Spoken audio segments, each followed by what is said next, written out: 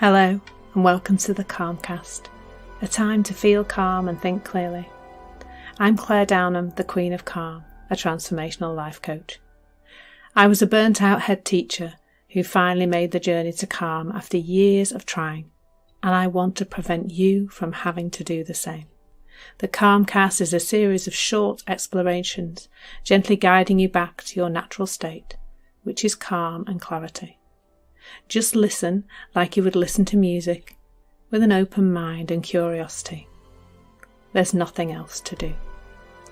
Now let's relax into today's episode. So today's exploration is about bodily wisdom, and I've spent a couple of days completely ignoring mine. And the result, I'll come to that at the end of the story. So yeah, where have I been not listening to my body properly over the last couple of days? Firstly, on Wednesday, I had a pretty busy day, and I basically didn't eat enough. And it's a funny thing to say for me because food is normally such a priority, but I got really busy and I didn't make time to eat properly. I then went to an event in the evening, had a very small dribble of wine, which is not a good idea when you're not eating very much. I don't often drink at all, but I just was in the moment tempted by the wine. And then when I came home, it was fairly late and I probably could have eaten something, but I didn't. And I have an underactive thyroid. So that means that I don't process food very well. I sometimes can't kind of get the energy out of the food properly. And it meant that the next morning when I woke up, I actually felt quite jittery, like shaky. So yesterday morning, I felt quite shaky, and I felt quite shaky most of the day, but I didn't eat anything still till lunchtime. So, yes, I know, not very sensible. And not listening to my body. My body was clearly saying, you need to eat, Claire. I was quite jittery, but I tend to do fastings. I tend to do the 16-8 and not really eat till lunchtime. But of course, I hadn't taken into account that I barely ate anything the day before. So my body was not responding very well to that. And I got to sort of mid-afternoon, kind of dragged myself through luckily I didn't have many appointments yesterday, dragged myself through to mid-afternoon, feeling awful, feeling jittery, not feeling very good. I mean, I could see it in my face. My face got paler and paler, tighter and tighter. And all through the day, I had on my mind that I was speaking at an event last night. So I kept going, and I even went for a nap in the afternoon, just to see if that would bring me round, and it didn't. I still felt awful. Now, if I had listened to my body, really listened to it, it was screaming at me to get an early night, a really early night, and help my body to just reset and help me to feel better. But I didn't. I listened to the voice in my head saying, you can't let these people down. You can't not turn up. You must do the talk that I had planned for 7:00. And so that's what I did. Now, luckily, I'd actually asked to speak first because I know the evening's not my best time anyway. And I did my talk and it was rubbish. Like, I'm not afraid to say out loud. I couldn't do the tech properly. I wasn't speaking at the right pace, so it all just ran over.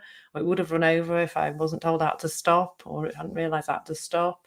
I felt like my words were just stuck in my mouth. They weren't flowing out, and that's not like me normally. Like, the way I speak to you now with no preparation, no notes, is how I flow when I'm speaking. But last night, and then I caught a glimpse of myself after I'd done my talk. I caught a glimpse of myself on Zoom and thought, oh my goodness, Claire, what are you doing? You look awful.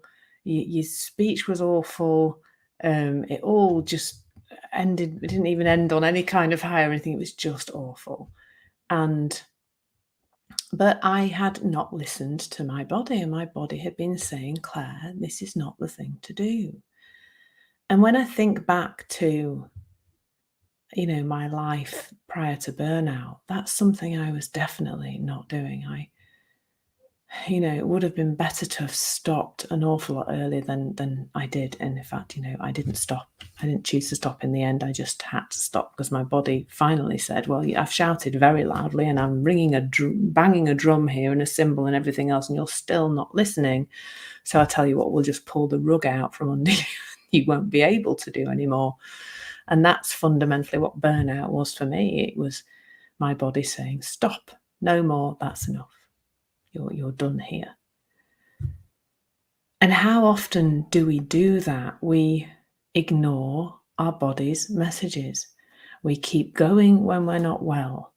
We do things that we've committed to, despite the fact that actually a lot of the time that's damaging to our businesses because we don't turn up as our best self. And maybe, our client might be thinking, what, like the people watching me speak last night, I don't know what they were thinking. I don't really care about that really.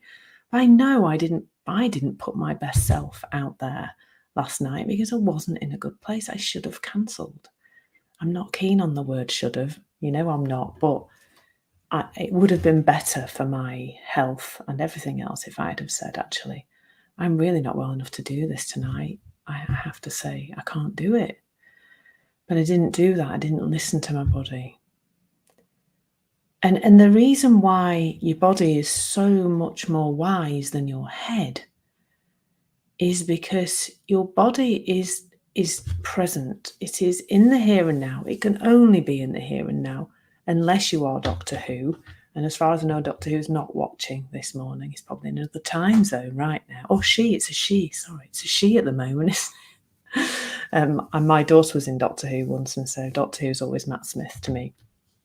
But we're not Doctor Who, and so our bodies live in the present moment. They can't be anywhere else. So if our body's communicating something to us, saying you're tired, you need to rest, you're poorly, you need to rest, whatever it is, the way that we disconnect from that is by listening to the voice in our head. And the voice in our head says, well, people aren't going to like you. Can't do that. You can't let people down. That's not okay. You're a good girl. My voice always says you're a good girl. You don't do that. You don't let people down. And as a result, we're not doing ourselves much good. And we're probably not coming across in the way we would like to come across. We're not delivering the service we want to deliver because we are listening to that noisy voice in our heads. And it's just about becoming aware that you're doing that. Like if you're doing that, well, welcome to being human, because that's what that is. That's you being human and you doing what makes sense in the moment. I think we can bring more awareness to that though. We can start to notice a voice that's going against wisdom. When wisdom says, you're not well, have a rest. When wisdom says, you're hungry, you need to eat. When wisdom says, you're thirsty, have a drink. I mean, my one is, and I don't mind sharing with you because we know each other quite well now. And that's not going to the loo. I will be busy doing something and, the urge to go, and I will put that off for quite a long time before finally I'm like, oh, I have to go now. I've waited long enough. That's ridiculous, actually, when I think about it, because there's this voice in my head saying, you just need to finish this, you just need to finish this, you just need to do that. So where I'm pointing to today is, you have patterns of thinking that have been there for years and years and years. They have nothing to do with the present moment. They're just hanging about in your head.